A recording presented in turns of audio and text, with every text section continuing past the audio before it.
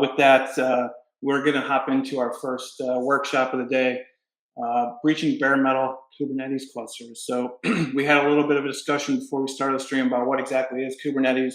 Hopefully, Graham, boom, he's on the screen. How's it going? Hey, Graham. Hopefully, Graham's going to be able to explain to us what the cloud inside of your cloud or possibly on-prem is for you. But for those of you who don't know, Graham has been involved with lots of different workshops and things. He was part of some of our panels last year at DEF CON. And so today he's going to be talking about Kubernetes.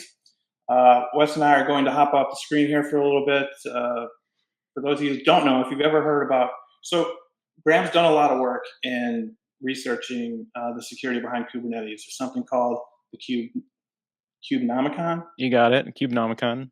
Yeah. Is your so Ash from The Walking Dead, right? Mm-hmm. You're getting that from the okay. I thought so. All right. Anyways, he's the author of the Kubenomicon, which is basically forgive me if you don't like this explanation, but it's kind of a hack tricks for Kubernetes. I'll take it. All right, cool. So he's done a lot of research on it. It's going to be a really good workshop. Wes and I are going to drop off. Graham, if you need anything, we're here. We'll also be looking through the comments, so if you have questions, feel free to post them in the chat. All of RTV staff is here today, so quick shout out to DSync, to Hacks for Coffee, Greg, Mike's here too. A whole bunch of us are in the chat. If you have questions, post them in the chat. I may or may not come in and interrupt Graham, but as far as my talking for right now, I'm done. It's all you, Graham. Awesome. Yeah, and thanks for having me. I always want to do Kubernetes related content, and the issue I run into is that people do not realize that Kubernetes exists. And so the way I start a lot of these different talks is by going through and kind of discussing a little bit about what Kubernetes is and why you should care about it, and then we'll get into the cool labs and how to actually hack Kubernetes. So without further ado, let's get into the agenda. Like Corey was saying, if you have any questions, please feel free to ask them. I don't have enough monitors to actually monitor the YouTube chat, but if you have a good enough question, I'm sure Corey will jump in here and ask it. So with that being said, kind of what's in store for you over the next 2 hours? I think I've got 75 slides, 7 labs, and 110 minutes. So we're going to get going pretty quickly. But first, I'm going to kind of get on my soapbox and kind of describe to you the problem I see with Kubernetes as it pertains to offensive security. And then we're going to go over some of the Kubernetes fundamentals. If you already work with Kubernetes, say you're a Kubernetes administrator or you're kind of familiar, this might be a little basic to you, but I find that like most things in security, you need a refresher on the fundamentals periodically. Literally just last week, I was doing something super, super simple and it wasn't working. It was because I was messing up some of the fundamentals. From there, we're going to jump into the namespace isolation lab, where we're going to talk about some sort of pod scanning and figuring out what do you do when you get a shell in a Kubernetes cluster? What does the networking look like? How do we scan things? What are we looking for? And then we're going to jump into secrets. If you ever want to fight someone, you can start talking about Kubernetes secrets. Everyone has a different opinion on them, and I'll kind of walk you through hopefully a valid argument for both sides of the secrets argument and whether or not they're secure. And then we'll get into the role-based access control labs. This is a big portion of Kubernetes security, is making sure that service accounts and pods have the correct permissions, and if someone were to compromise those pods, they can't further move laterally throughout the cluster and eventually try to take over your cluster. And then finally, kind of the most complicated lab is going to be a pod breakout lab, where we're going to show you a few different ways where you can break out of a Kubernetes pod onto the underlying infrastructure. So, if you want to get these labs, this is the nice thing about this talk being recorded and not live in person, is I can go through a ton of different material, and then after this talk is over, you can just go back and watch, the relevant portions as you're doing the labs. So please download these.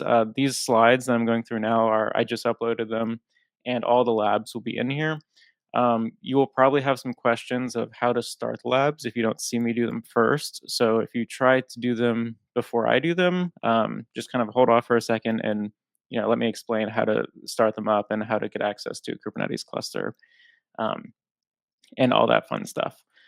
So before we get into it, like who am I and why should you listen to me? I don't know. Maybe you shouldn't. You probably shouldn't, to be honest. But my name is Graham. I do offensive security things at Google. I started a LLC where I basically do offensive security research. The name of that and kind of the whole branding of the slide deck is Low Orbit Security. I enjoy Linux. I'll go through this very quickly. I got my start in Linux when I was my first year of college. I took an intro to Linux class and I accidentally overwrote my Windows partition and I just never went back. Um, so that was a good learning experience because I had to bash my head against the keyboard for like 4 years straight trying to figure out how to do uh, college assignments on Linux. Uh, Cloud Kubernetes, I've been doing for about 2 years at this point, which doesn't sound like a long time, but Kubernetes has really only been around for 10 years or so. Um, so it is a relatively new technology, and it's changed even since I first started. I love doing research, building frameworks. Corey had mentioned the Kubenomicon, which I'll show here in a little bit. If you want to find me anywhere, grahamhelton.com/blog is where I put a lot of various different research projects. Loworbitsecurity.com, you can check out the radar. That's like a weekly, just kind of what's on my radar that week. People have asked me what the difference is between them. I like to say the grahamhelton.com, my personal website, is like the kind of mixtape version of me. That's like the things I make, and they may or may not be the most polished, but they're worth putting out there. So I put them on there. And then the kind of like album version of whatever I do is the low orbit security. That's like the finely polished you know research projects and stuff like that. If you want to follow me on any social media, you can reach out to me at grahamhelton.com/links. That has a link to all my different social media. Again, if you want to download these labs, I'll pop up this link every now and then in case you forget it. But you can clone them from this GitHub repo. So, without further ado, let's get into the actual presentation. So, I promised that I would get on kind of a soapbox here, and this is that. So, the number one thing that I see in offensive security is that offensive security is very good at demonstrating a risk to people, and you shouldn't have to have a field like offensive security. But because humans are flawed and we're very, um, we don't always believe things until we see them. Um, Offensive security kind of has to exist, and it's still the best way to like demonstrate that risk is actually impactful. And so, one of the reasons I wanted to do this talk was one of the things I've seen a lot in Kubernetes security is that there's not always that offensive security, like, show me a proof of concept of how this could be exploited. And I think that's a big problem. And the reason that's a problem is that if you don't show people how things can be exploited, they're not going to fix them. Even if they know that, like, oh, there's this nebulous risk of X, Y, or Z, if you don't show them that someone can actually exploit that to get secrets or, destroy a server or something like that, like they're not going to fix those problems.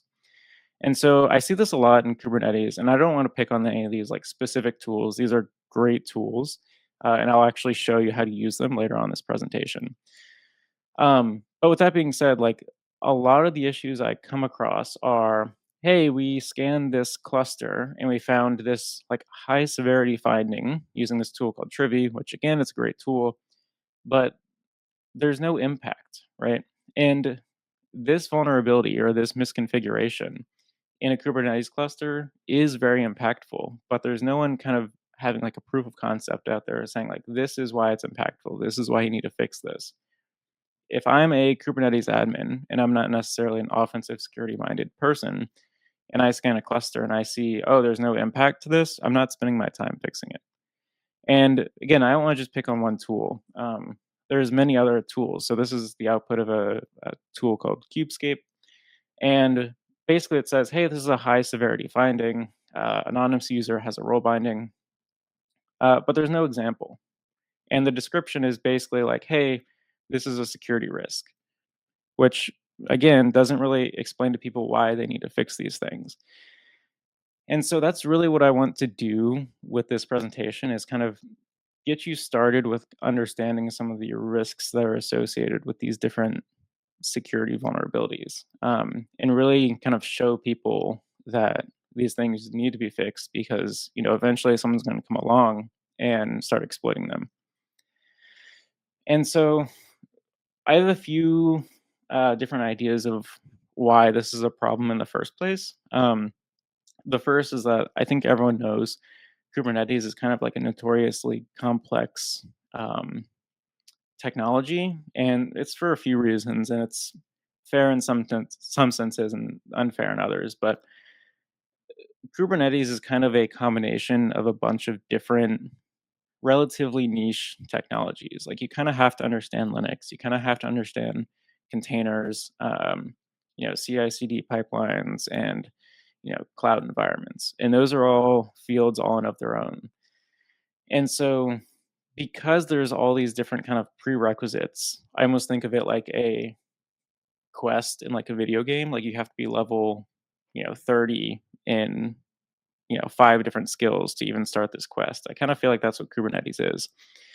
And so I feel like Kubernetes and the kind of ecosystem surrounding it is in a similar state to where Active Directory was maybe 10 or 15 years ago, where people know that there's issues with it, but those issues haven't necessarily been proven out. And there's little pockets of people who are aware of these issues and have done, incredible research and work to help address those, but it's not a widely known issue. I would argue that most companies who are running Kubernetes don't know that you should probably get some sort of Kubernetes pen test, especially if you're running Kubernetes on your own and you're not running in a cloud environment.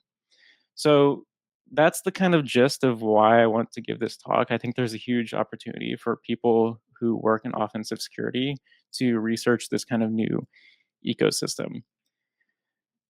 So I compared Kubernetes to Active Directory, and you might be very confused because those are very different technologies. But I think there's a bunch of overlap. So they're both kind of core, like fundamental technologies to a lot of companies, right? Like if you're running Active Directory to manage your business, you're going to have a very hard time moving away from Active Directory. I think the same is true with Kubernetes. If you are, say, you've been running Kubernetes since its inception 10 years ago, you're going to have a very hard time moving away from Kubernetes. There may be some new technology in 10 years that overtakes Kubernetes. That may be true, but I think you're still going to have a hard time getting away from it. And so Active Directory kind of has this ecosystem of different tools and technologies that you kind of need when you're running an Active Directory environment. One of those being, SCCM, Active Directory Certificate Services, etc. Kubernetes has a very similar ecosystem of tools or plugins or whatever you want to call them. So Active Directory, like when I think of offensive security Active Directory firms, I think of SpecterOps, right? Like SpecterOps is they came and did the Active Directory certificate services research. They did white papers on the certified pre-owned white paper, and I almost look at the landscape of Active Directory both pre and post SpecterOps. And now it's like the number one way that Windows pen testers get access to things they shouldn't have access to is by exploiting these. Maybe they're misconfigurations, maybe they're actually security vulnerabilities. Um, Either way, they're exploiting these to get access to things they shouldn't. And I'm not entirely sure what company is that to Kubernetes. Don't get me wrong, there's plenty of companies doing great research, but I don't know how many of them are offensive security focused. And we'll talk about a few of them a little bit down the road in this presentation. But I think that's like that title of like the specter ops of Kubernetes is still very much in the air. And so I mentioned that Kubernetes has this ecosystem of different technologies, right? So this is the technologies you can use in a Kubernetes or cloud native ecosystem, right? And so there's a bunch of different um, combinations of technologies that you can use, and this is a lot, right? The funny thing is, this is not even a small fraction of all the technologies. This is.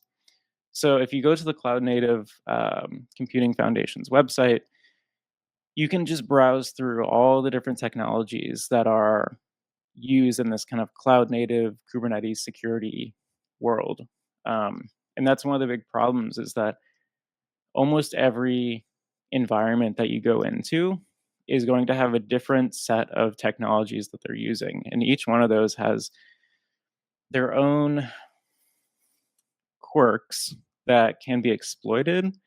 And I have a sneaking suspicion that a lot of these technologies have not been looked at by very many security people. Like, don't get me wrong, they've been looked at by some, I hope, but the amount of people who say can do a security evaluation on, these big technologies that run and are core to many people's businesses, it's probably in the single digits of people.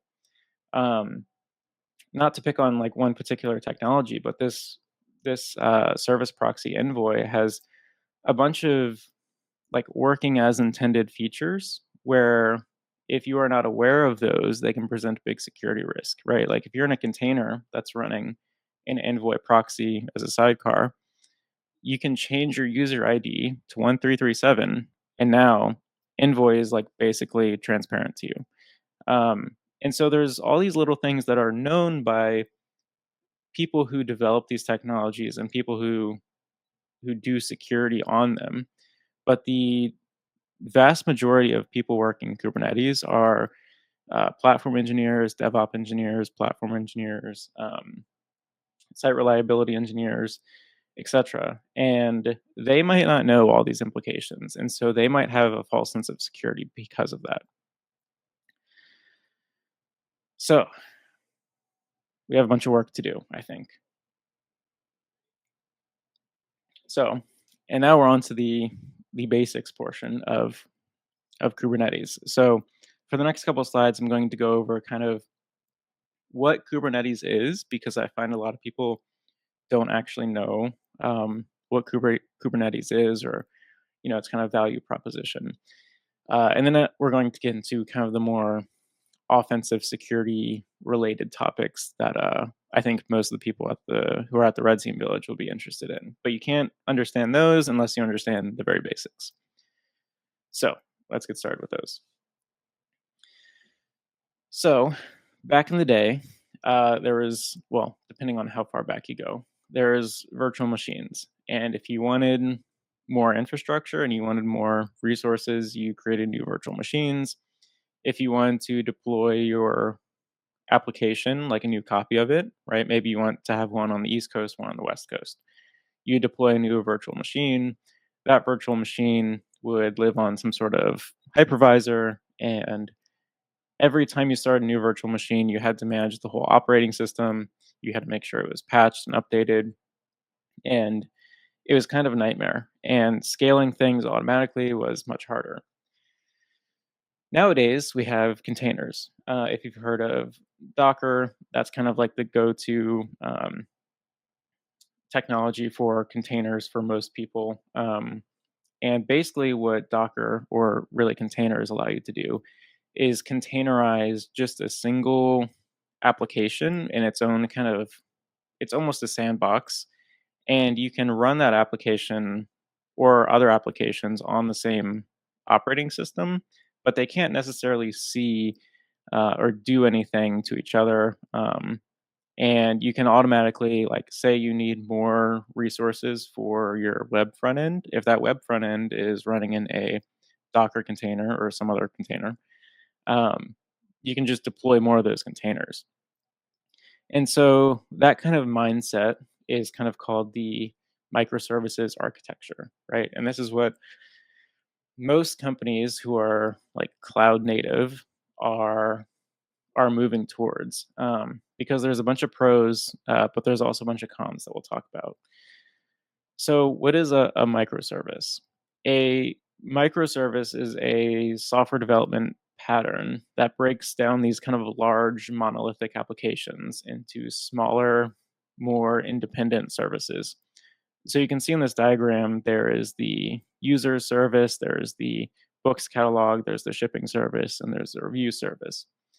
If any one of those needs to scale up because, say, your users, you're all of a sudden getting a ton of signups for your users, you can scale that service up so that there's multiple copies of that, and it can handle that. Same for like the website. Say your front end is getting hammered because you went viral or something. You're going to need more copies of your website, and maybe you want that running in a different data center all over the world. You can basically just scale up a single copy of this container because this container is running your website's front end. And as soon as the traffic dies down, those will automatically be deprovisioned. So your Kubernetes and kind of this microservices architecture allows you to scale up and down based on need, which is a huge cost savings because A, like containers are just lighter weight than virtual machines. And B, you're really only paying for the compute that you're using. It makes no sense to have 10,000 uh, different instances of your website if you're getting 10 users per hour. But if you're getting 20 million users per hour, maybe that makes sense. So, like I said, the kind of pros are the scaling. That's a big one. It's allegedly easier to update things, right? Because you're not really in this kind of developer dependency hell of like, hey, I need version, v1.20 of this weird Python library, but it has a bunch of vulnerabilities and someone else needs, version 1.50. If you're all running in one monolithic application, that becomes very, very complicated. But if you're all running in your own containers, the container can have only the version that it needs to run, and it doesn't really care. Like the user service doesn't care what version of dependencies the actual website front end is using. So that's all well and good. The problem is that this gets really complicated really quickly. And what you'll see is that all of these services, there's already a bunch of different connections here. Um, when you scale this up to something that is any bigger than just a normal website, it gets very, very complicated very, very quickly. And you have all these weird cases of like, oh, what if the review service actually needs to talk to the user service for some reason? Or, hey, we're adding a new service that all three of these need to talk to, but they only need to talk to them sometimes, and they need to talk to them via, they need like an API key or something to talk to our new service. How do you deal with that? Do you just hard code the API keys into these? It gets very complicated. So that is kind of where Kubernetes comes in. It's kind of like a puppet master of all these different services, and it allows you to go in and programmatically define the state that you want your cluster to be in. And it allows you to kind of orchestrate these containers and microservices so that it isn't super complicated to maintain. Um, that being said, you now have to hire someone who understands how to work with Kubernetes. And that's where a lot of people dislike Kubernetes because they think it's overcomplicated. And if you're just running a Nginx web server, you don't need Kubernetes. Um, the problem comes in where when you're running your entire company out of containers, you really need something to orchestrate those containers for you. So Kubernetes will automatically scale these for you. If you go viral and all of a sudden you're now getting 10,000 users hitting your front page, Kubernetes will automatically deploy new pods and load balance that traffic across the pods. So that's super helpful. The other thing is it maintains the pods and the kind of applications that are running inside of them. And what that means is, say you're doing something nefarious, like you're fuzzing a web server, all of a sudden that web server crashes. Well, that's a really big problem if you're not running in Kubernetes. If you have to manually go in and restart your web server every time it crashes, you're going to be up constantly. Kubernetes, on the other hand, is like, oh, this server crashed. Let me just kill the pod and start a new one.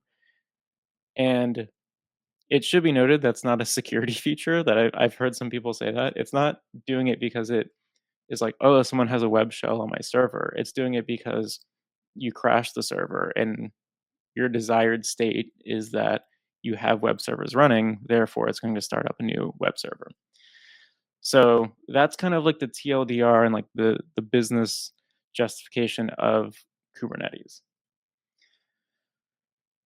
So we'll get into kind of the components of the Kubernetes infrastructure, and we'll go through that pretty quickly.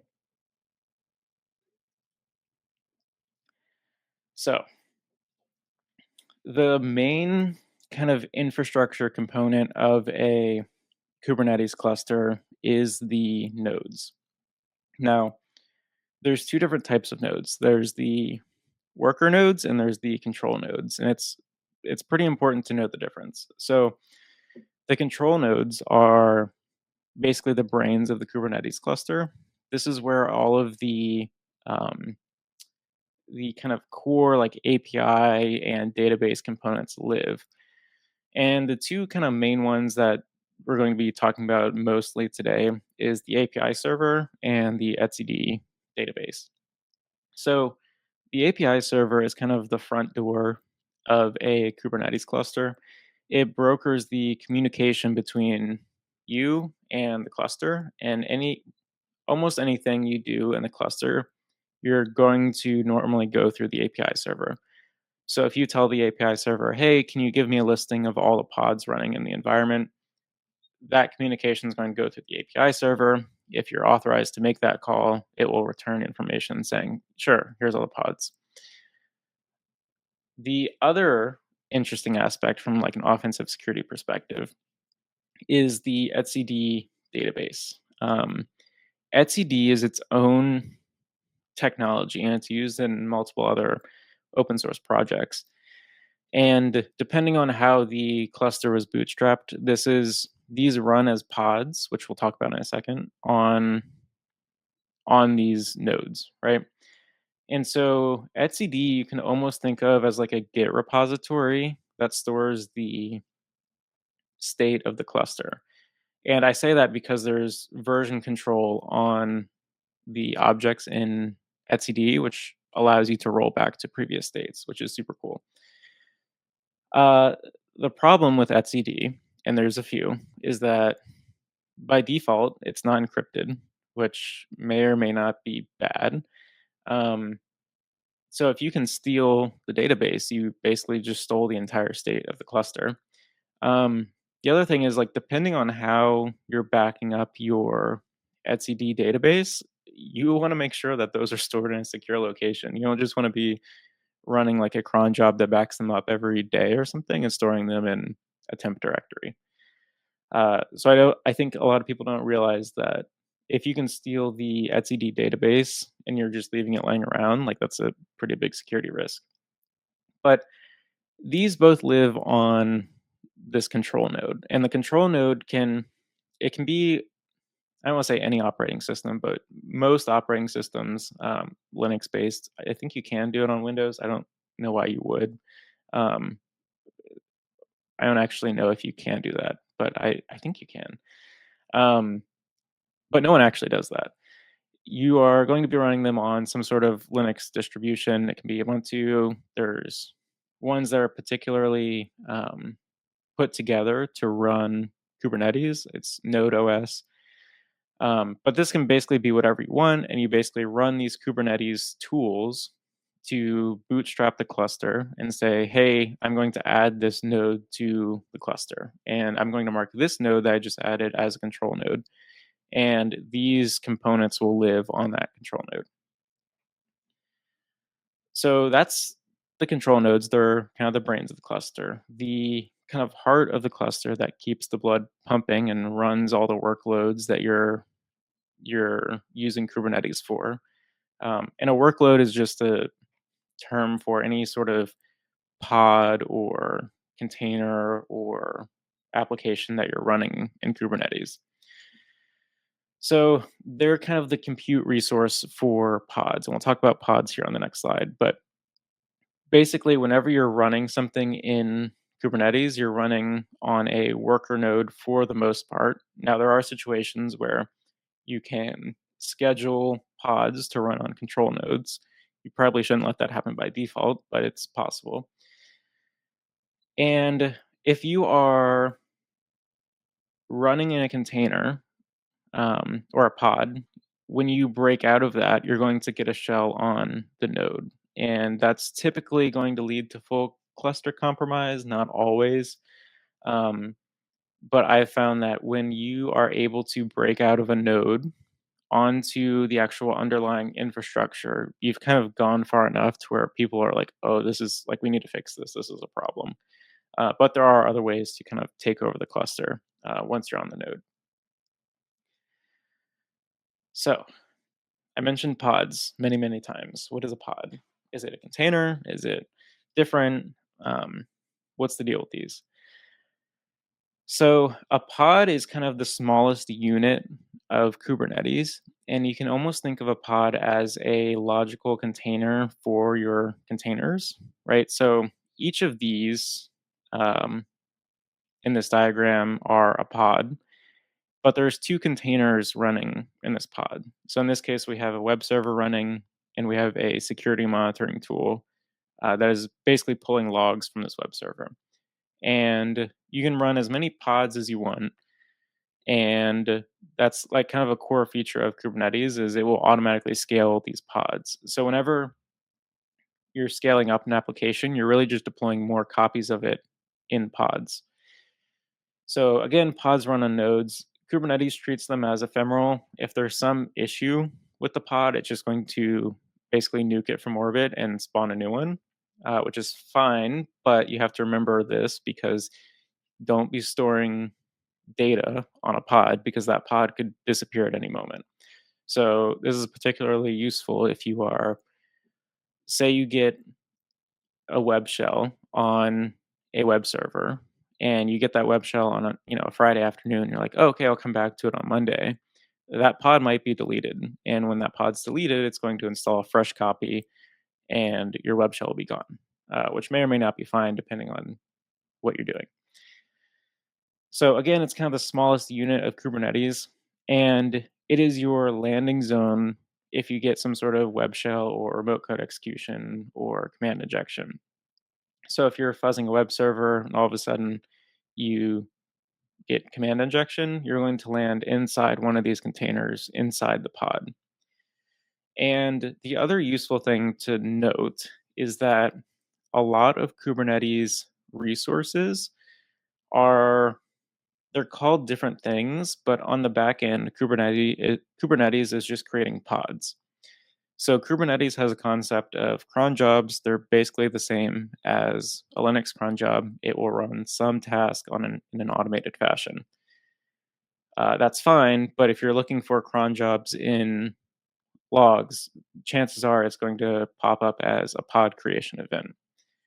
So that's just something to be aware of, especially if you're like a SOC analyst or something and you're looking at this. Any pod creation event that is it's the first time it's ever happened is probably suspicious. So anyway, that's just something to be aware of.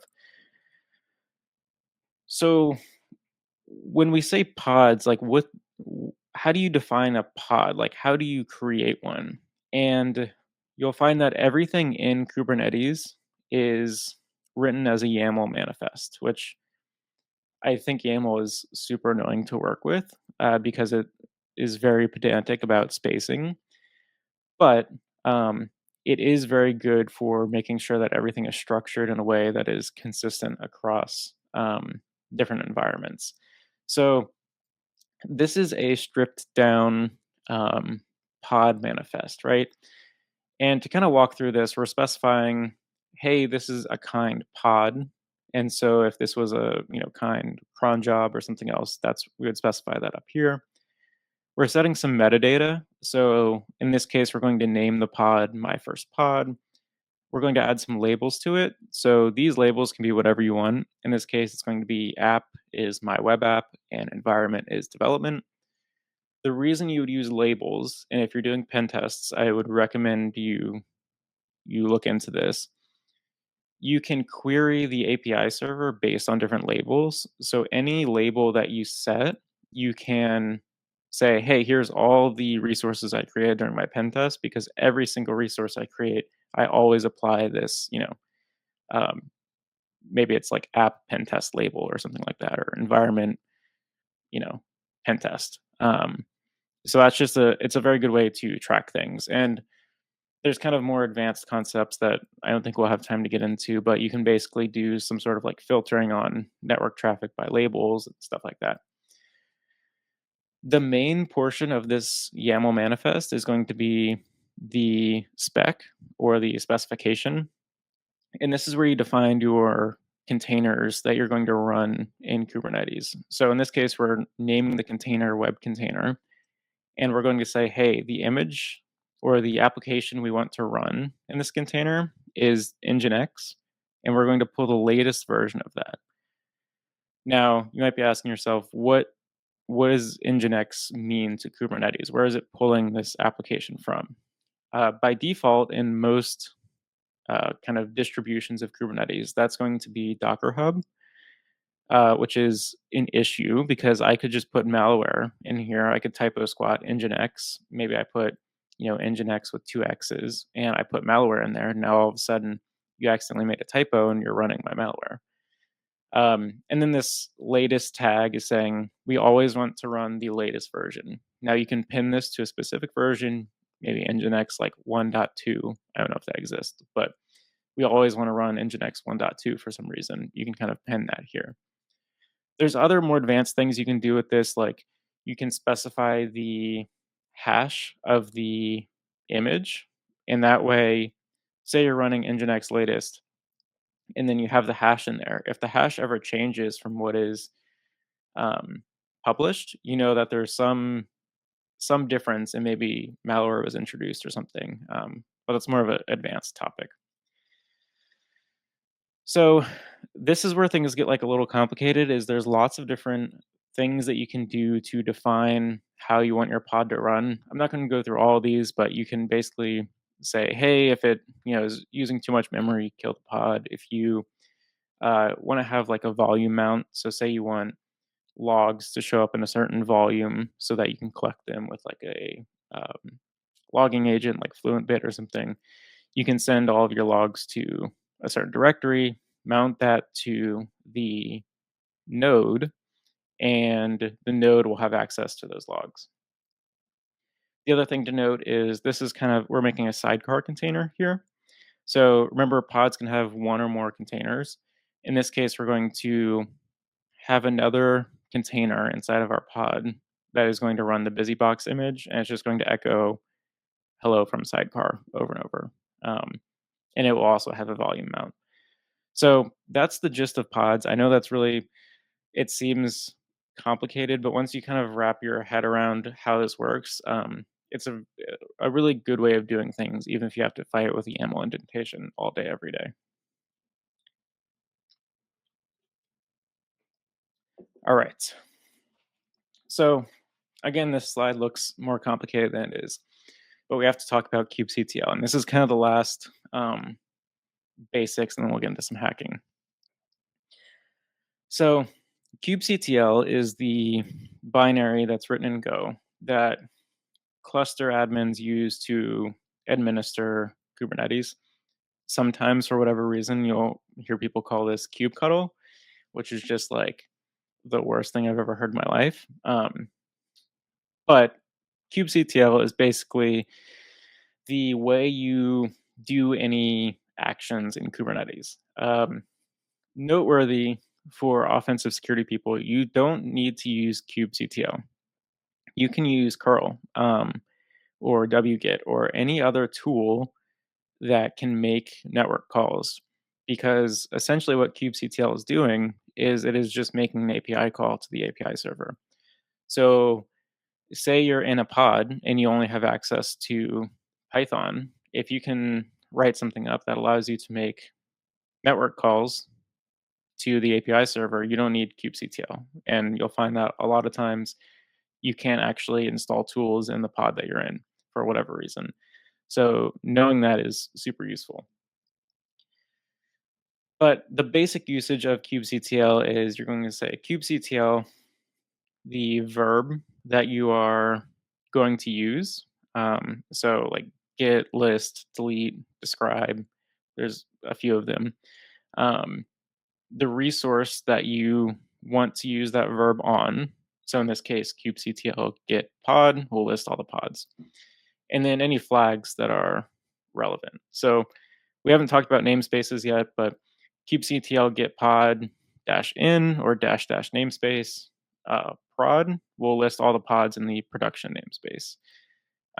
You can also shorthand these. So you'll see people typing kubectl get ns or get po or get no for nodes. And you'll also often see people set a bash alias for the letter K.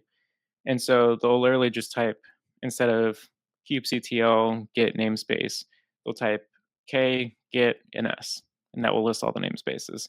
So if you ever see someone typing K, that's what they're doing. So that's all well and good, but what does the actual workflow look like when you're applying these pod manifests to Kubernetes? And I found that this took me a while to kind of grasp, because I kept reading all these articles and seeing all these demonstrations of how to do like Kubernetes security, and I didn't quite grasp like what that looked like when I first started doing this. And so basically, like, I'll just walk you through exactly what it looks like. So an engineer will write some sort of manifest, and that's what these YAML files are called. They're called manifests. And it doesn't matter what the name of it is or really the extension, but it's a YAML file. In this, we kind of talked about the pod specification, but we're saying, hey, this is a pod. The name of this is going to be AI HR application, right? Because we're deploying an HR AI app, because of course we are. The specification is just going to say the name of the container and then the image that we're pulling. So by default, just imagine this has like a slash Docker Hub in front of it. So this is going to pull AI HR from Docker Hub. So the engineer writes that manifest, packages it up in hr.yaml, and then runs kubectl apply -f for the file, and then passes in this file name, hr.yaml. An API call is sent to the API server, and this is where any authentication or authorization happens. If you're not allowed to make this call, the API server is just going to be like, no, get lost. Assuming you have the correct permissions to make this API call, the etcd database is going to be updated with your desired state. And so the desired state of the cluster is now, I want to deploy this HR application. We didn't talk about the scheduler, but it's not super important for our conversation now. Basically, the scheduler notices, hey, the actual state of the cluster, which is what is actually going on down here, does not match the etcd database's version of what should be happening in the cluster. So the scheduler basically tasks the service that runs on all Kubernetes nodes, called the kubelet, and the kubelet is responsible for actually starting that application using whatever container runtime you're using, container D, or there's a bunch of other ones. So that's kind of the whole walkthrough of like how you're supposed to deploy some sort of Kubernetes manifest. In the real world, it's a little bit more complicated. You don't necessarily deploy a single pod. You deploy a object that controls different pods. In that object, you define, hey, I want X number of replicas. If you want to update them, it allows you to kind of like finely tune how you want your cluster to be running. But like for our purposes, this is more than enough. So I'm going to take a sip of water here. This is where we get into what you need to know as like a Kubernetes offensive security like operator.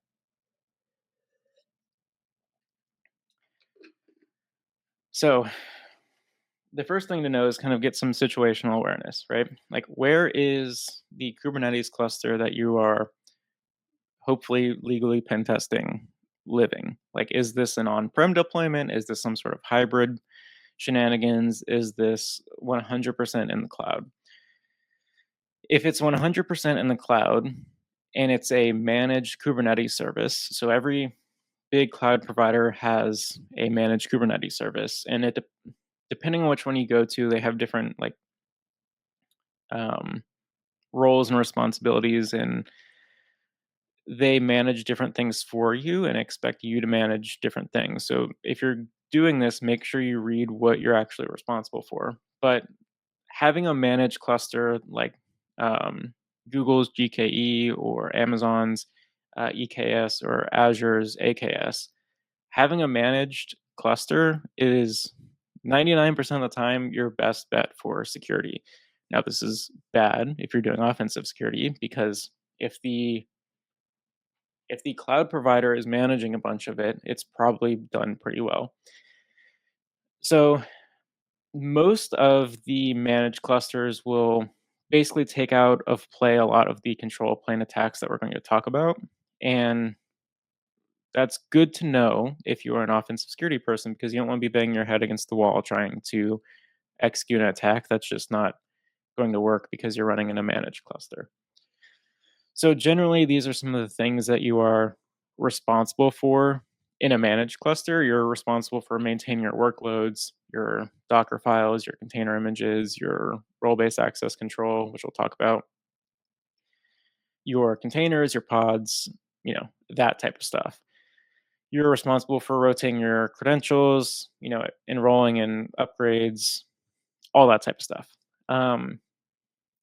Now, where things get interesting for attackers is when you are running or doing a pen test on an unmanaged cluster.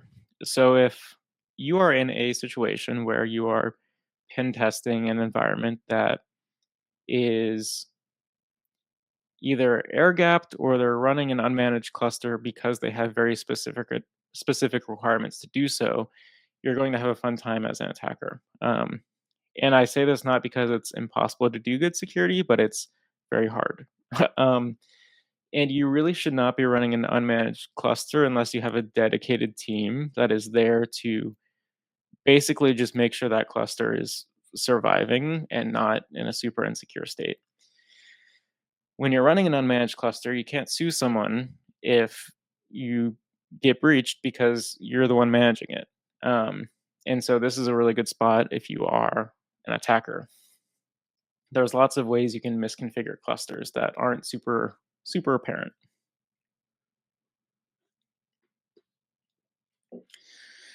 So, namespaces. I find these are one of the most, the least understood, maybe not the least, they are very misunderstood in Kubernetes of what they actually do. So, namespaces, quote unquote, isolate Kubernetes resources, which is partially true. Many resources in Kubernetes are namespace scoped, and we'll talk about what that means here in a second. The problem with Kubernetes namespaces is that they're more like a logical separation, and they are by default not a good way to separate out security, right?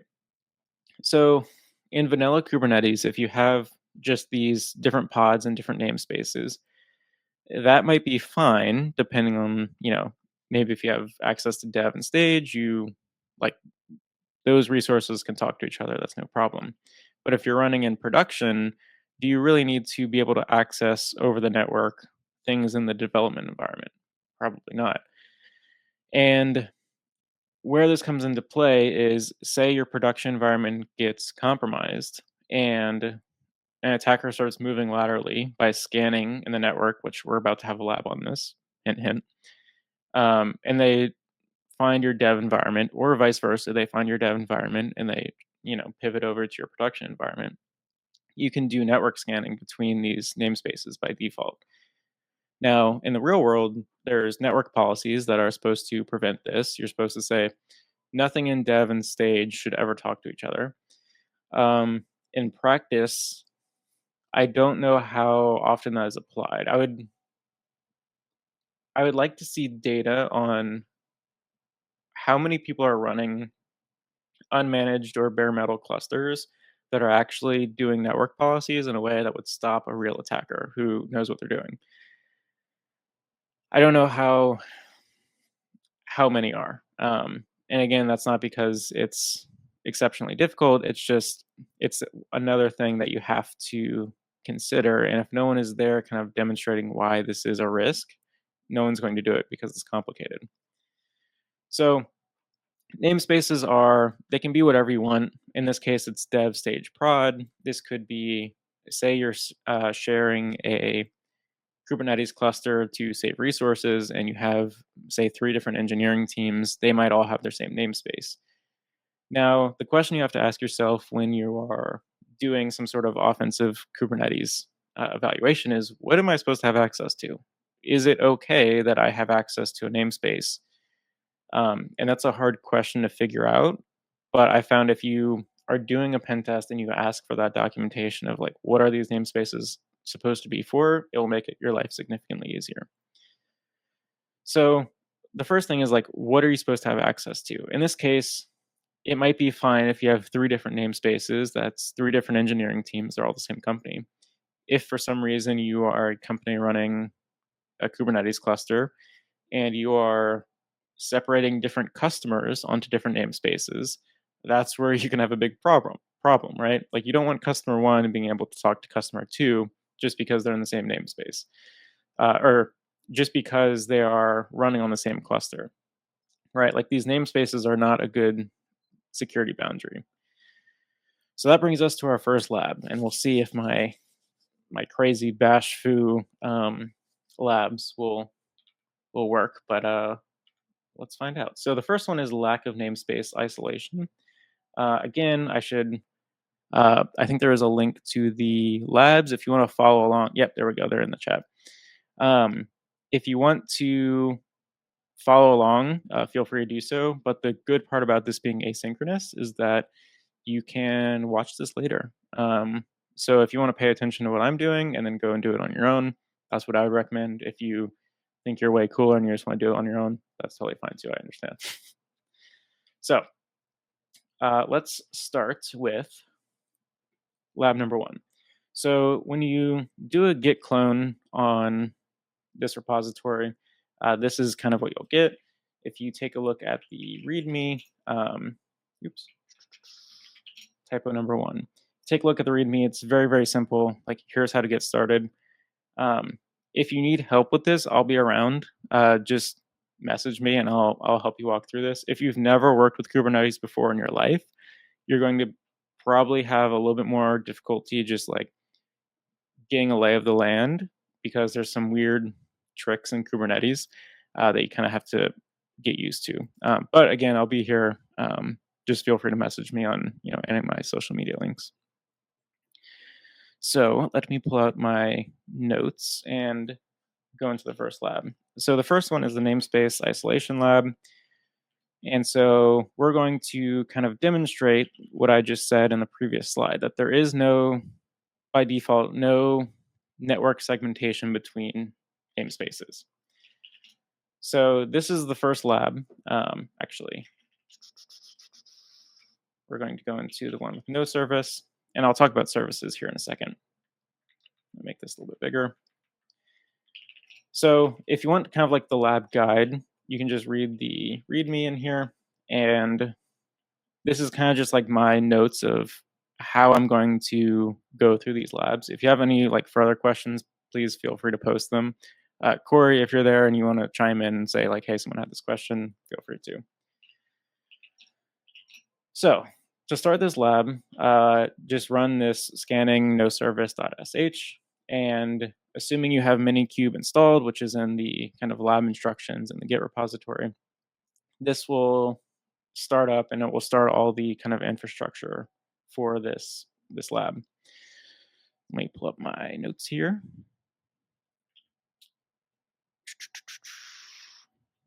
All right, let me drag this over here.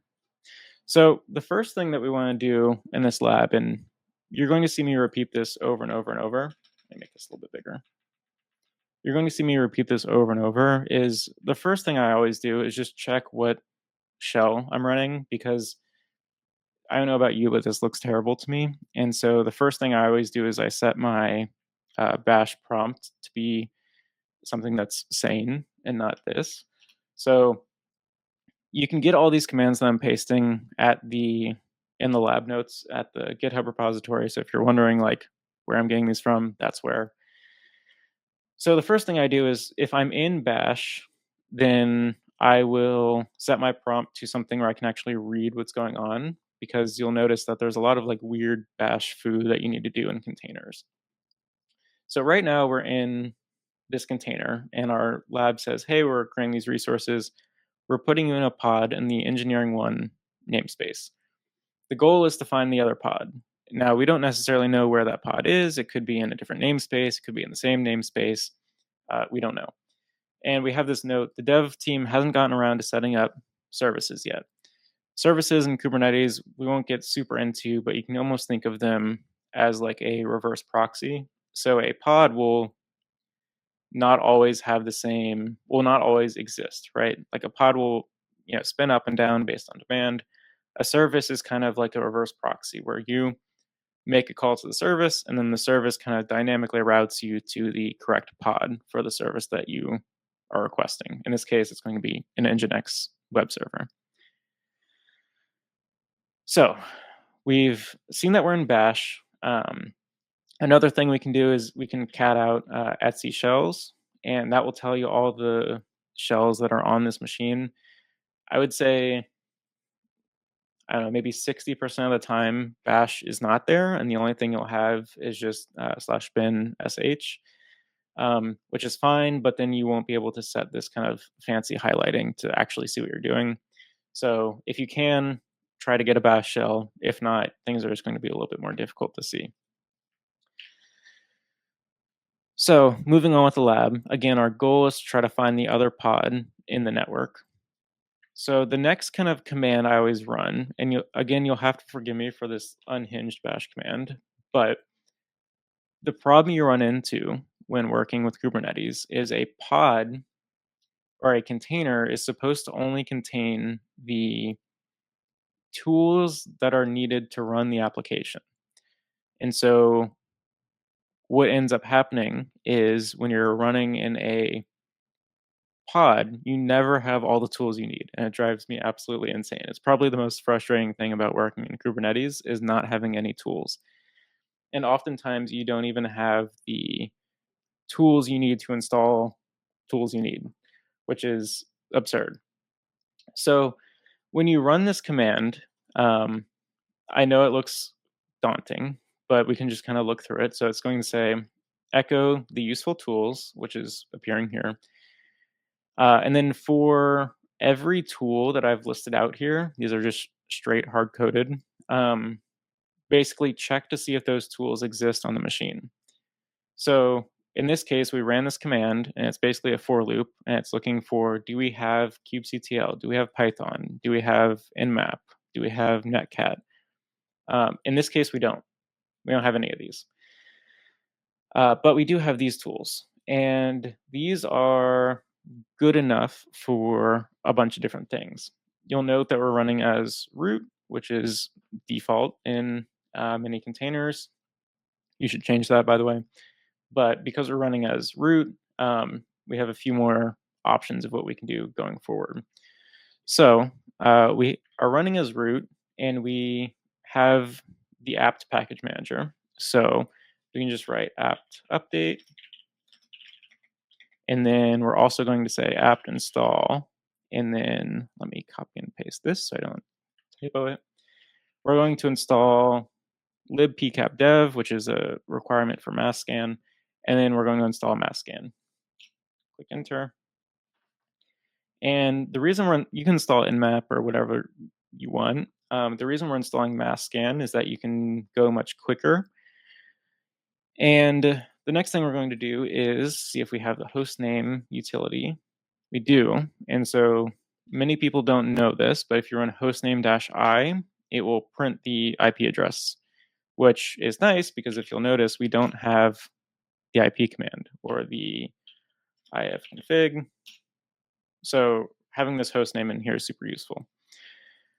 The next thing we're going to do is print the host name -i, and that's going to give us the IP address. And then we're going to assign that to a variable, in this case, the low orbit security IP.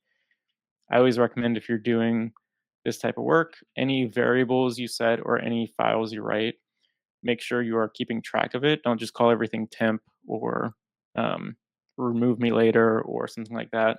Keep track of what you're running so that way when you're done with the assessment, you can come and clean up later. So we're going to set the low orbit security IP to our IP address, and we can just make sure that took by running echo that variable. And so that is our pod IP address. And finally, the last thing we have to do to kind of solve this lab is run mass scan. So we just installed mass scan. In this case, we're going to search for IP addresses that are listing on port 80, 443, or 1337. We're going to say that variable we just set, and then a /16 subnet, and then we're going to go really, really quick. Otherwise, we'd be here all day. So we'll kick that off, and it's going to scan all IPs in that range. And you can see this is kind of solving this lab. We have this IP address. So if we do curl that IP address, you can see that's the Nginx default web page. So a very rudimentary way of saying, yes, we found this pod and we're able to access it. In a real situation, if this is something like a Redis server or something like that, it's a little bit more juicy than just the default Nginx web page. But this is a very good way to prove our point of, hey, this is a pod we can access just by scanning things. So now let's exit out of this. We can delete this. I'll save that off here because I want to show one more thing. So now I'm back on my main host machine, and I have access to my Kubernetes cluster. I'm going to run this command. So I'm going to say kubectl get pods, and then I'm going to specify the namespace that I want to list the pods in. And then I'm also going to say, I want a little bit more information, which is what this output wide is saying. So if I run that, let me make this a little bit smaller so it's easier to read. So I'm running kubectl get pods in this namespace, the engineering1 namespace. And if you remember, at the start of our lab, it said we were being dropped into a pod in the engineering1 namespace. And that's the pod we had access to. That's running on this node. Now, if we do the exact same command, but now we list out the pods in the engineering2 namespace, we can see that this is the Nginx server that was running, and that is running on a totally different node than our first one. So kind of proving that we have network communications between the two. Also, side note, I got a new webcam recently, and it's an AI webcam, whatever that means, and it keeps flashing at me. I don't know what that means, but it's flashing yellow for some reason. So that is it for lab 1. If you're running these, after this is done being live or whatever, make sure you run the delete command to delete all those resources that were created. I actually don't think it'll be too much of an issue if you don't, but just to make sure things work, please do. So that's all well and good. We can access things by IP. But what if we don't want to do that? That's not a super realistic way of doing things because if you're running in a production cluster, you probably have access to, you're probably doing things properly, which means you have Kubernetes services set up, which again are kind of like a reverse proxy. So the second part of this lab is kind of the more realistic one. It's how do we scan things, but do so by kind of enumerating services. So if I take a look at this Go file right here, and you'll find a lot of things in Kubernetes are written in Go because Kubernetes is written in Go. This is a very slightly modified version of another tool that I found actually doing a CTF. But basically, what this tool is going to do, and I forked it from that repository. You can find it in the resources for this. Basically, what this tool is going to do is scan the Kubernetes services in the environment and basically just say, hey, what's the IP address and how do I access this service? So it's very, very similar to our last lab. And we're going to do a lot of the different things. So you'll see what this is creating. We're being dropped into a pod in the engineering one namespace, and it says, no, this time the development team has gotten around to setting up services. Our goal is still the same, to try to find the other pod. So we are going to set our prompt because I like to actually be able to read things. We can run this crazy bash command again to kind of list like what tools are here. We could just do ls/bin. That's a little overwhelming. So I prefer this way. And we see we have curl, apt, OpenSSL, some various different tools. Most notably, we have curl, which is good. So I'm going to use curl to download that dnscan Go binary I just showed you. So I showed you the uncompiled form. And that's the reason I forked this tool is I needed a compiled binary. So I'm going to download that by essentially just curling it from my GitHub page. So you can do the same thing if you want. You can either compile it yourself or if you trust me, you can get it from here. So we're going to curl this. We're going to put that into a file called dnscan, and then we're going to make that executable. And then again, we're going to set a environment variable of low orbit security IP.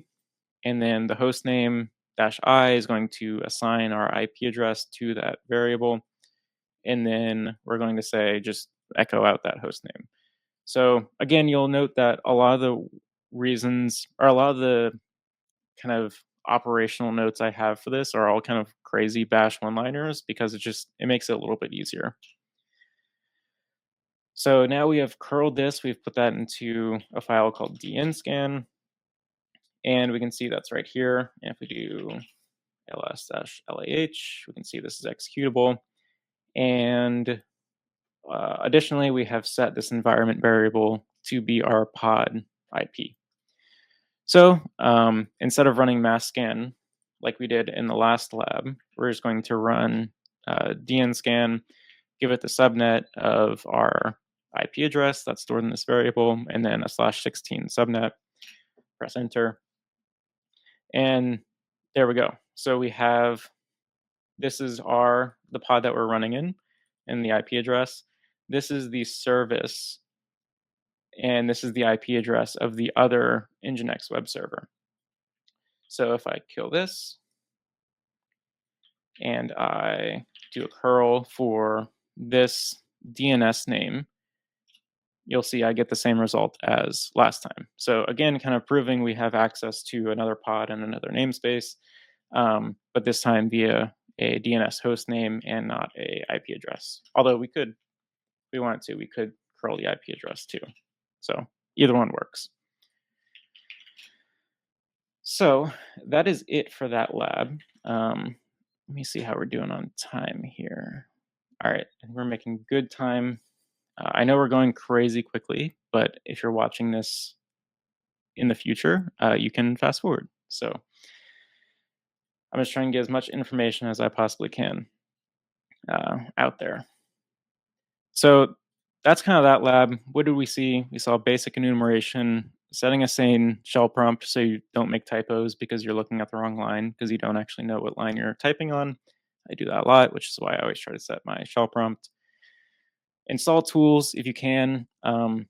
Many times you will not be able to install tools, which is why it's helpful to understand your way around Linux. Um, and if there are tools in there, you can get crafty with some of them, right? If you have OpenSSL, you can do some shenanigans. If you have Perl, you can do some shenanigans. Both of those are installed in a lot of um, container images. So do with that information what you will. The solution to this is have network policies. Don't allow network traffic between different namespaces.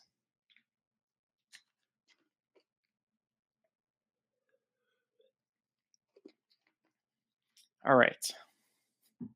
If you want to get the labs, again, maybe you're getting here late, you can do so here. So there's no reason, Kubernetes, I just wanted a reason to have this in the presentation. It doesn't actually mean anything. So now for the hotly debated topic that I promised, Kubernetes secrets. So what is a Kubernetes secret? A Kubernetes secret is a way where pods that are running in a cluster can access sensitive information. So you want to avoid hard coding sensitive information into applications, right? Like you don't want to compile your application with hard coded secrets or API keys. That's bad. You shouldn't do that.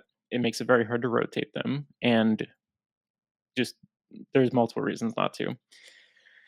So Kubernetes secrets are a object in Kubernetes that decouple the sensitive material from the application.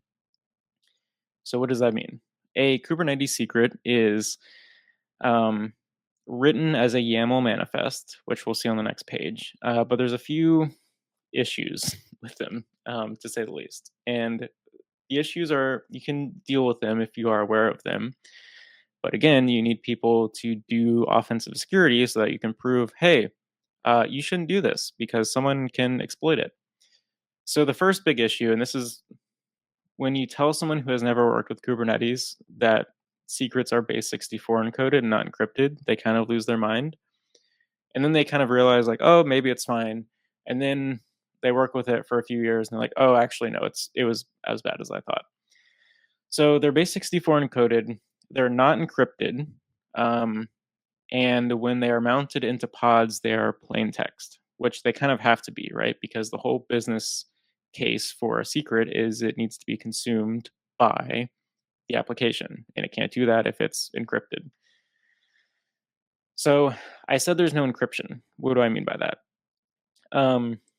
There is sort of encryption sometimes, but not really. It's kind of an afterthought. So Kubernetes secrets, like everything in Kubernetes, is stored in the etcd database, and the etcd database by default is not encrypted. Now you can encrypt it. I find that is rarely the case. The other issue is if you encrypt it, do not store the decryption key in the database. That's not a good idea. And don't store it in the temp directory on your nodes. Store it somewhere secret, but not Kubernetes secrets, something more secret. So the other problem is that the secrets are stored in the cluster. Now that you run into a bunch of issues with that. Who should access these secrets? Should your Kubernetes platform administrators have access to these secrets? Because if they are a Kubernetes admin, they can take backups of the Kubernetes cluster. They can create roles and role bindings that allow them to access secrets. So ideally, you want those to live outside of the Kubernetes cluster, and there's third-party solutions for that, like HashiCorp Vault, and there's a few others. I really wish that there is a good open source secrets manager that could run locally in like a home lab or something. And if there is, I'm not aware of it, but please tell me. I would love to know. So, outlining a good policy for how and why you're using secrets is super important. So, Everything in Kubernetes is a manifest for the most part. Kind of like how everything in Linux is a file for the most part, everything in Linux or everything in Kubernetes starts out as a manifest. So this is what a Kubernetes secret manifest looks like. You can go in base64 decode these secrets and you'll get the values. There's nothing fancy going on here. Um, and these are what's mounted into the pods as environment variables.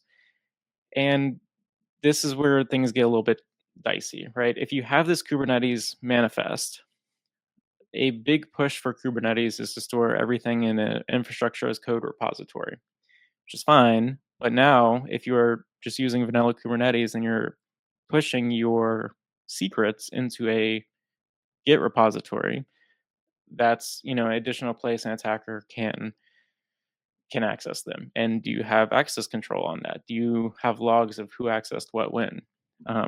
Probably not. So I'm going to take a sip of water.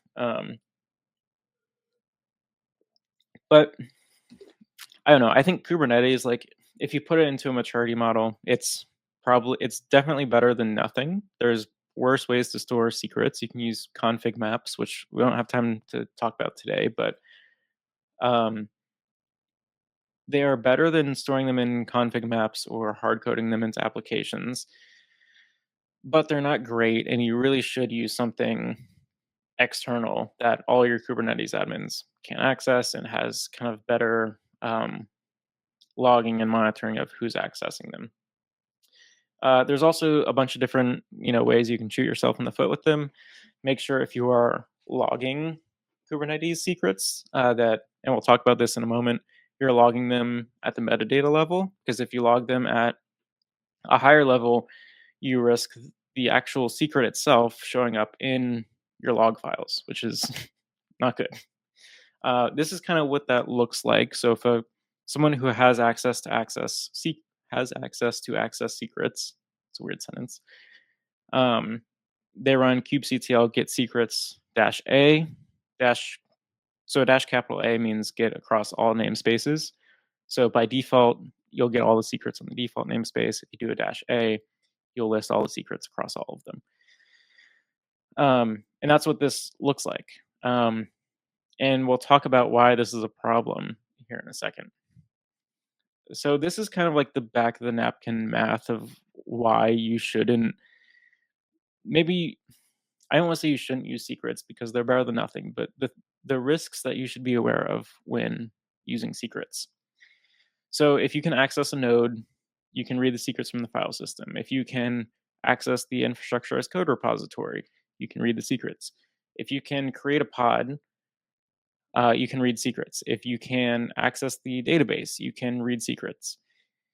If you get access to a pod that has secrets mounted in it, you can use those secrets to move laterally and start this whole process again over. So there's a bunch of different ways that you can potentially compromise secrets that people don't always track.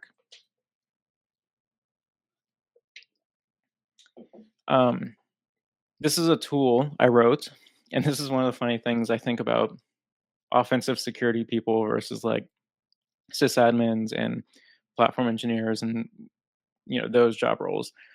When I look at this, I think, oh, this is stealing a database. When other like sysadmins, Kubernetes engineers look at this, they say, oh, this is making a backup of the database. It's the same thing, but I call it, stealing. So I show you this because we're about to use this in this lab. And so let's get started with that one. We're running a little bit low on time for all the labs I have, so we may or may not skip some of these. We'll just see how it goes. We'll go into steal secrets. The first one I want to show you is kind of what secrets look like when you're in a Kubernetes pod. So if I go to mounted secrets and I start this lab just by running the /mounted secrets. Again, you can get these in the link that Corey, I think, has been posting in the YouTube chat. And we'll wait for this to start up. Let me scroll to my lab notes. So again, you'll note that I'm running in bash. First thing I always do, and I recommend everyone does this, set your prompt to something that's not terrible so you can actually see what you're doing. The next thing you can do is you can type the env command, right? So just listing your environment variables, and you'll notice, oh, there's a bunch of sensitive information in here. What? Why is that the case? So there's a few different ways that Kubernetes can kind of consume secrets. So in this case, we are in a pod, and maybe this pod has some reason to consume an API key. That API key is made available to the application running in this pod by making it available as either a environment variable, or alternatively, they can be mounted in as files. So let me grab this. So I'm just going to run apt update and then apt install the tree command, and you'll see why here in a second. So you don't always know where these are going to be stored. So if you go to just the root of the pod and I installed the tree command, so now I have this, and I run tree, and then I look basically 2 layers deep, and I kind of look through here. I'm looking for things that are not typical in a Linux system. You always want to look in the etc directory. That seems to be a common place to have nefarious items. So just looking through here, we can see like, oh, there's some files in here, maybe not super useful, but then we see this directory called secrets. We go to etc secrets. We can see that there's, SSH key directory. And so we go into that, and then we see that there's these 2 files. If we cat them both out, you can see that there's 2 SSH keys in here. And these are in here because we defined them as a Kubernetes secret. And we said, hey, we're going to mount these into the pod. So that's like the most basic lab I have. But I just wanted to kind of get you familiar with what Kubernetes secrets looks like when you're in a pod. So if you are in one, you can kind of identify them. Let's see. For our next lab, we're going to actually steal the etcd database, or make a backup of it. I call it stealing. Let's take a look at this. So I will have a link to this. If I don't have it in the notes already, I will add a link after this. But this is just the same script that I showed in the slide.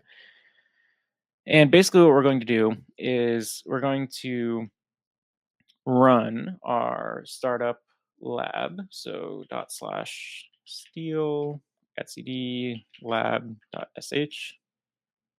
And remember, this is a post-compromise activity. So once you have basically taken full control over the control plane, you can do this. You can't really do this if you don't have that access. So this is very much like I've won, now I want to make it seem more painful.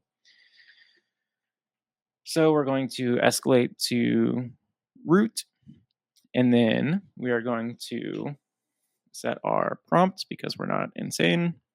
And then the next thing we're going to do is, I don't think I've showed this command yet, is install kubectl. That's another thing. You will often find pods, or I would say 99% of pods I run into don't have kubectl installed because there's no reason for it to be there. But if you want to interact with Kube API server easily, running kubectl is the easiest way to do so. Again, you could do so using curl or your own custom Python thing, assuming you have Python and curl.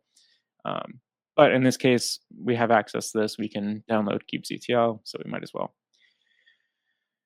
Basically, what this is doing is setting the version. For kubectl, you can have, I believe it's one version higher or lower than whatever version of Kubernetes you're running. So just keep that in mind. Like, don't just copy and paste this 3 years in the future. It probably won't work. But basically, we're downloading kubectl. We're making it executable. We're moving it to the bin directory, and then we're running kubectl version to make sure that it actually installed correctly. So that is there. The next thing we're going to do is we are going to curl that steal etcd script that I showed. And so if we cat that out, again, this is just the same script. This is way more complicated than it needs to be because it has some pretty colors and stuff. You could strip this down if you wanted to. We're going to mark that as executable, and then we're going to run etcd steal or steal etcd.sh, run that. And basically, we took a backup of the etcd server. And by backup, I mean we stole it. So it is now in the temp directory. And if we just cat out that file, we can see it's not super legible what is actually in here. It's a database file. So this is not super useful to us. But if we run strings on it, and this is probably the most unhinged way of doing things, as per usual with me, if we run strings on that database file and we grep for the kind of secret, we can see all these secrets are spilling on my screen. So there's the string data, the password, very strong password.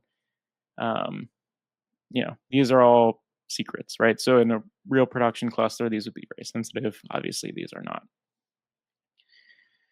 The other thing that you can do is, remember how I said you can run kubectl get secrets? So this is kind of listing the same information that we just stole from the etcd database in a nicer way. I've seen people say, oh, this isn't a problem because you don't actually see the key material. And that tells me that they've never worked with Kubernetes, because you can just use -o YAML, and that will basically just dump the same thing as was in the database. So you can see, like, here's the API keys, here's the password, wherever the case may be. So if you can run get secrets, you have access to the secrets. Just add in a -o for output and then YAML, and you'll be good to go. All right, speeding along. Let me switch over to my other tab. So that's kind of the demos I have for secrets. To recap, I don't want to belabor the point, but this is definitely a post-exploitation thing. You're not going to be stealing the Kubernetes database just from a pod or something. But I wanted to show that because I think it's a fun way to kind of demonstrate impact, because people might not care that you have access to the control plane, but kind of along the lines of like show, not tell. If you can say, hey, I every single secret that you are in possession of, I am now in possession of, people get very anxious very quickly and they'll fix it. So that's always a good thing to do. And that's kind of the reason offensive security exists, is to give people that uh-oh feeling of, oh, I need to fix this. So again, secrets have flaws. I've already talked about that a bunch.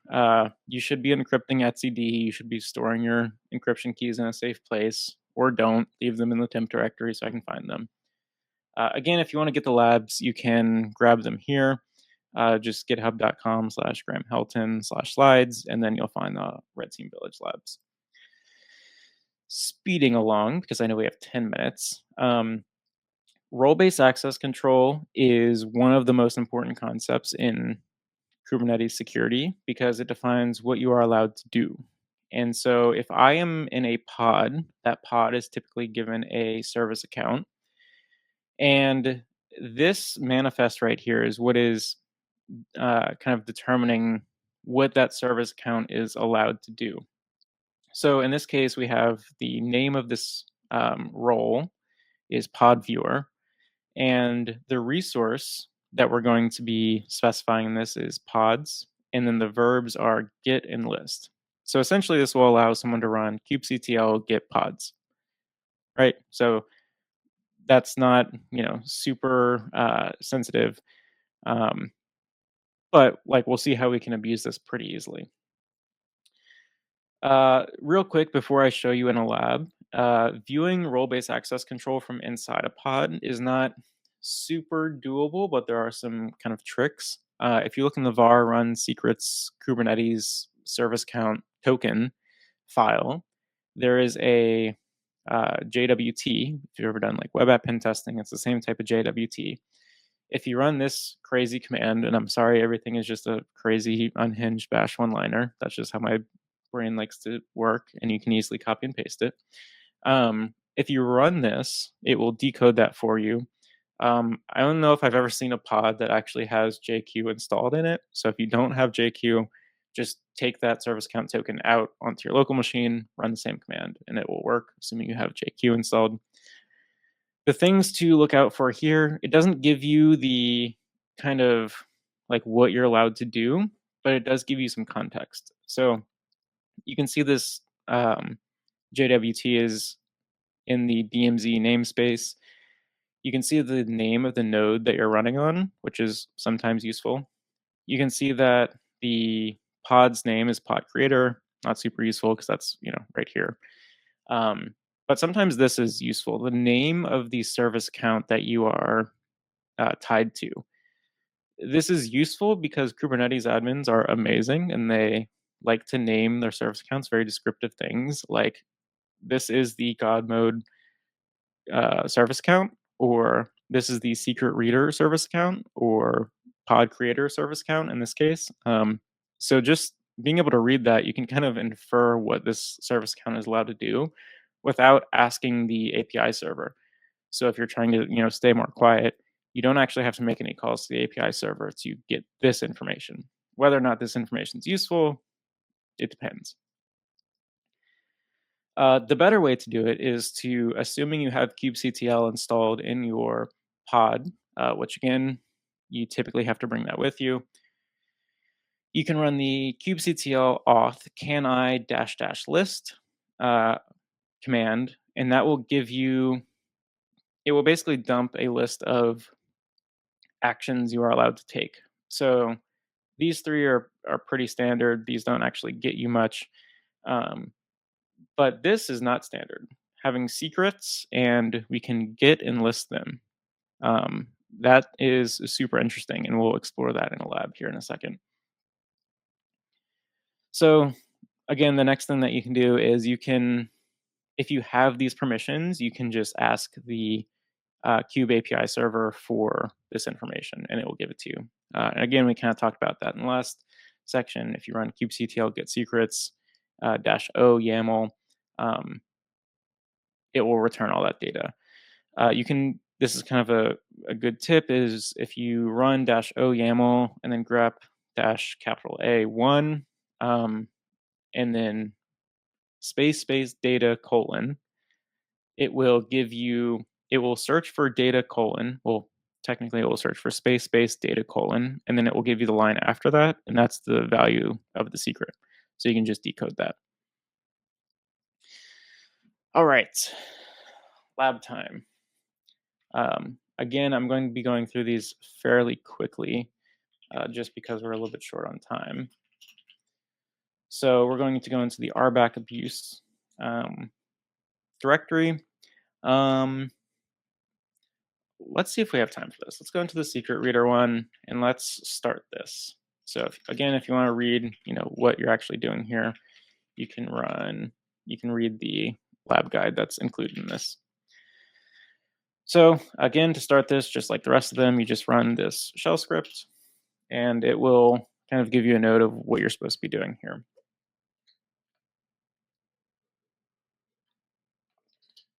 So in this case, our goal is to access the juicy secrets, and we're now in this pod. Let's see here. Let me pull up my lab guide over here. So like always, the first thing we do, set a sane prompt. We're going to run, again, same command I've shown in the last couple labs. You're just checking for, what's installed here. In this case, we don't have JQ, we don't have curl, but we do have the app package manager. We are running as root. So we're just going to go ahead and bring those with us and install those.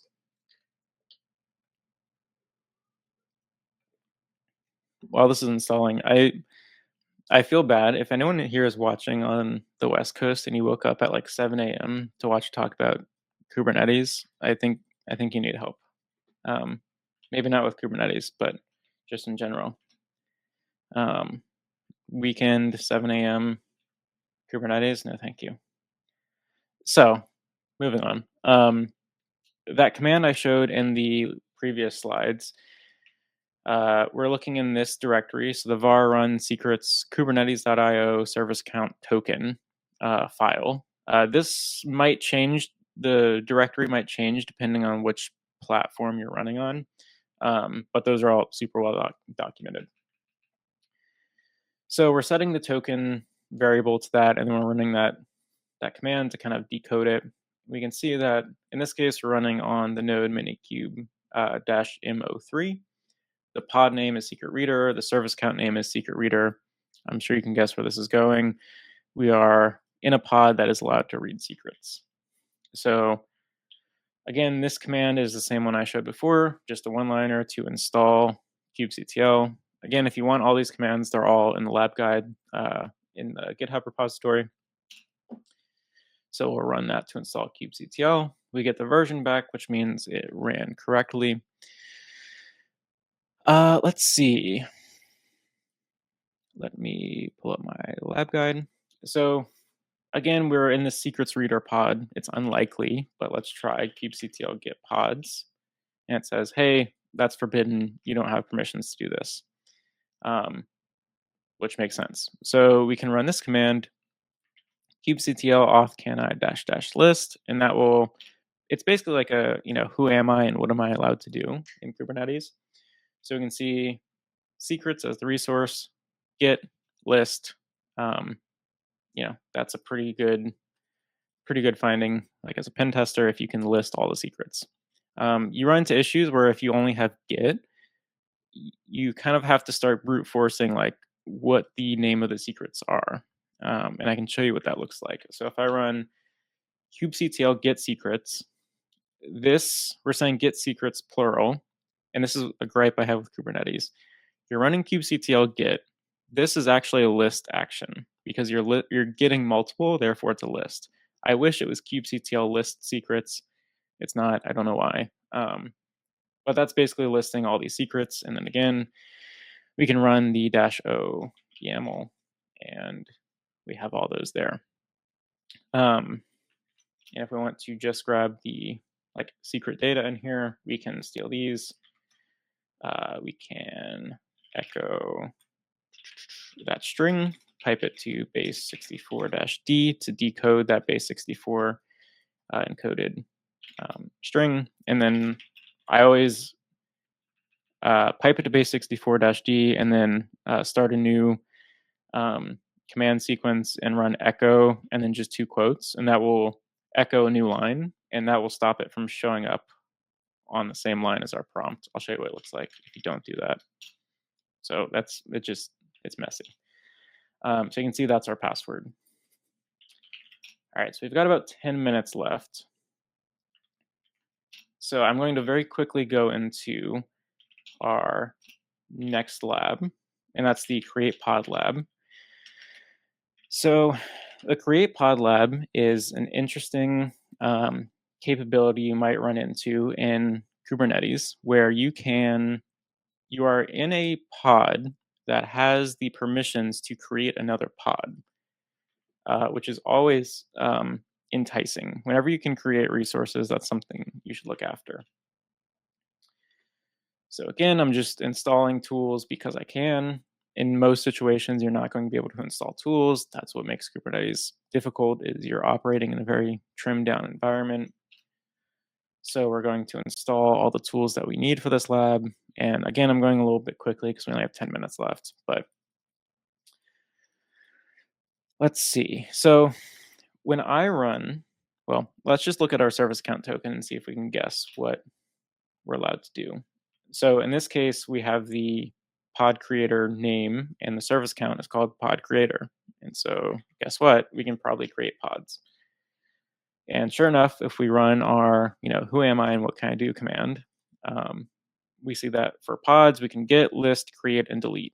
Delete's interesting because we can kind of cause some damage there, but we'll leave that alone for now. And so since we can get pods, if we run kubectl get pods, we can see that the pod that we're in right now is the pod creator. And if we do a -a, and remember that gets all pods across all namespaces, we can see that we're running in the DMZ namespace, but because this is a cluster-wide permission, we can see these pods that are running in the kube system namespace, which is kind of like it's a default namespace in Kubernetes where all the kind of control plane components are run. So you might be asking yourself, well, if I can see those pods, can I not just connect to them? And so you might be asking yourself, like, hey, I see the etcd minikube pod. Can I just connect to it? And the answer is no, because we don't have this pod's exec permission. We only have pods get, list, and create. So that's fine. No problem. We can install TCP dump. And you might be asking, why do you need TCP dump? And the answer is because I want to show that we have network connectivity between pods. So again, just like I was doing in the previous labs, I'm setting the host name or the low orbit security IP to my pod's IP address. And then I'm setting this additional variable of pod name to low orbit pod.yaml. And here's where things get interesting. So let me back up. When you're in a pod, you don't have VI, you don't have Vim, you don't have Nano, you don't have Ed, you don't have Emacs. Your life kind of sucks, especially if you can't install tools. So the way that I like to get around this is I like to write everything out on my machine, and then I paste it into my terminal, assuming I have a terminal, which is not always the case. And I use a here doc to basically write this to that variable I just set. So again, that variable is low orbit pod.yaml. And basically this is going to write all of this until it hits this EOF, because that's what I defined up here. And then it's going to write it into that pod or that file. And we can see if we cat that out, it took. And basically what this pod manifest is going to say is we're going to say, hey, we want to spawn in the kube system, which is going to run on the control plane for the most part. We're going to set a label of low orbit security just so we can track things better a little bit later.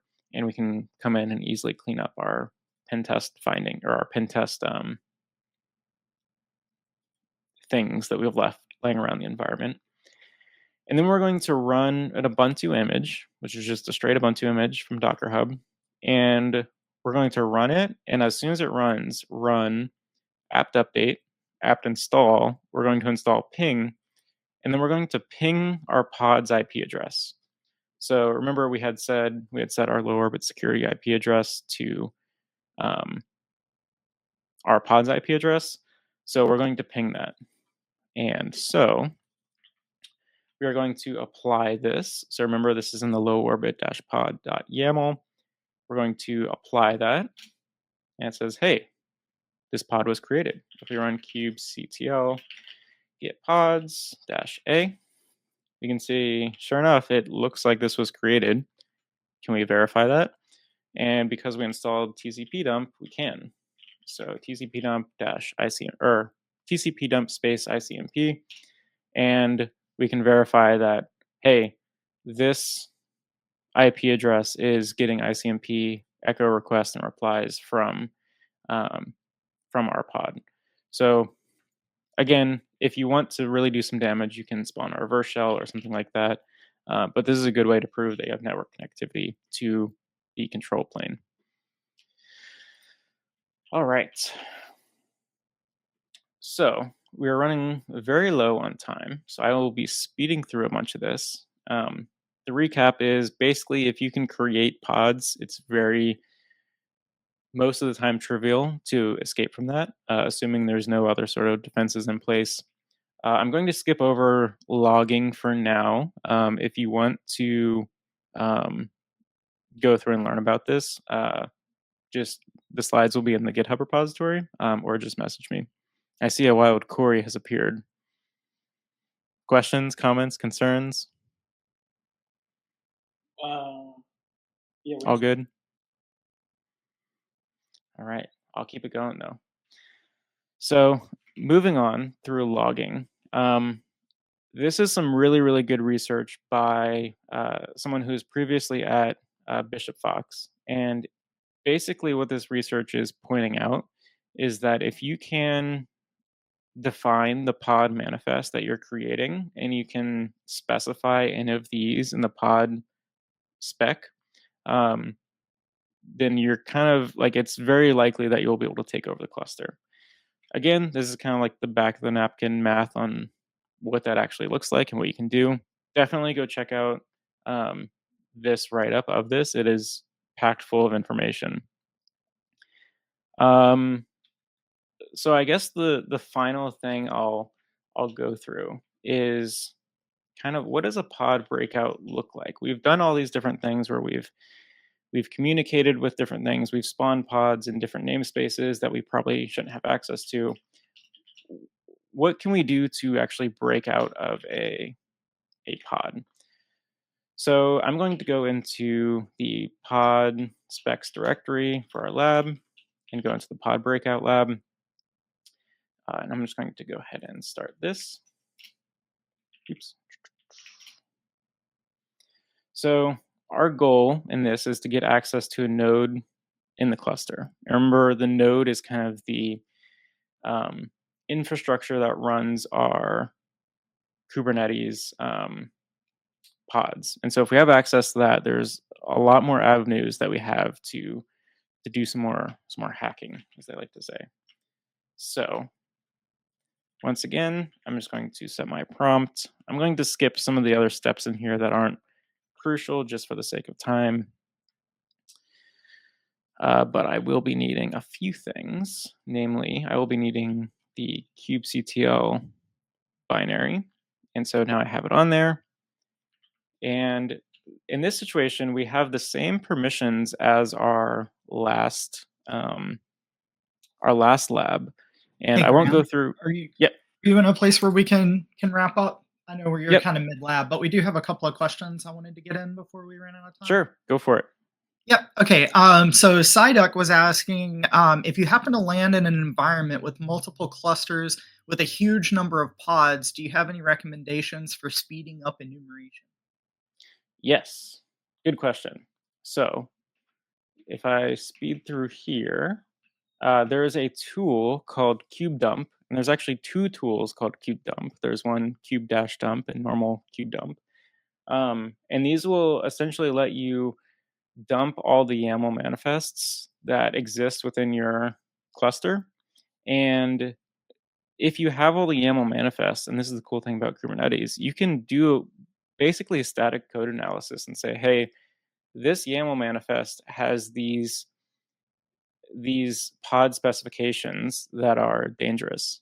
And that's not good, and we should fix that. So that gives you a very good place to start.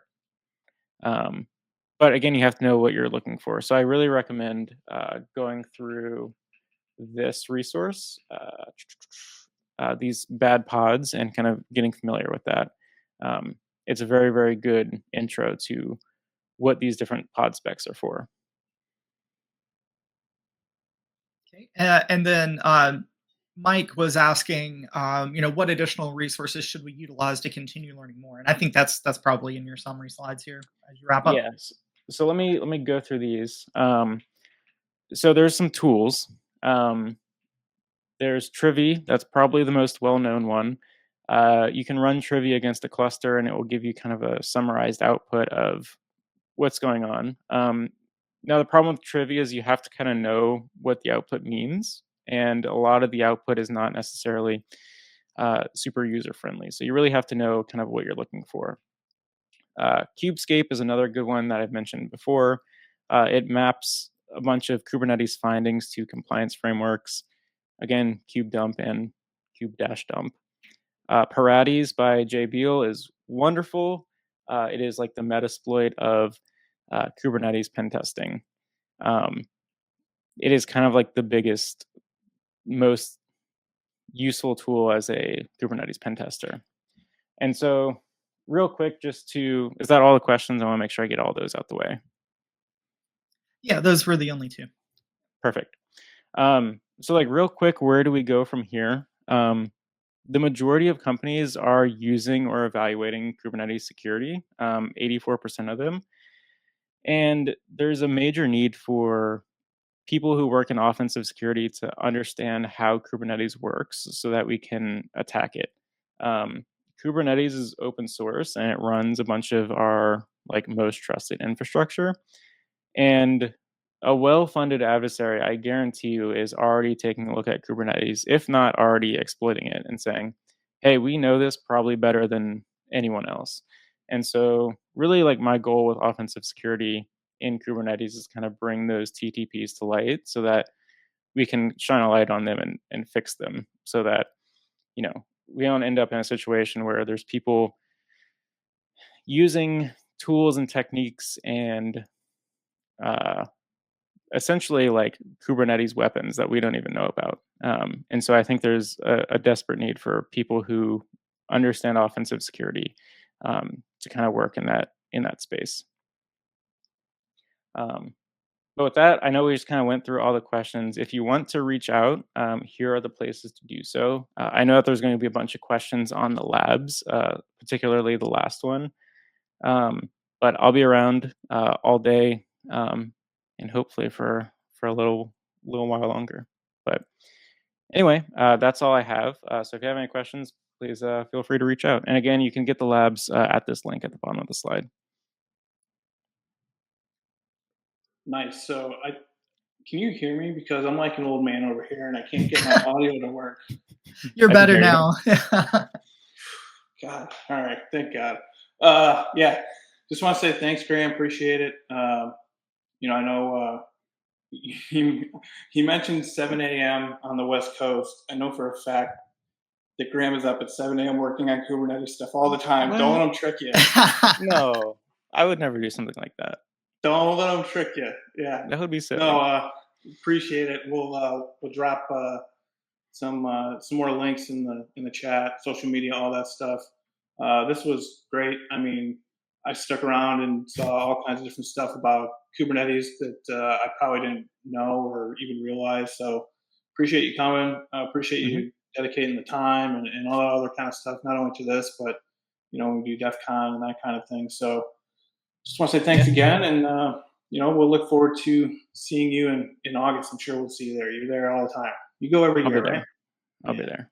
Yeah. Cool. Whether I like it or not. Perfect. Awesome. Awesome. All right. I appreciate it. We'll see you later.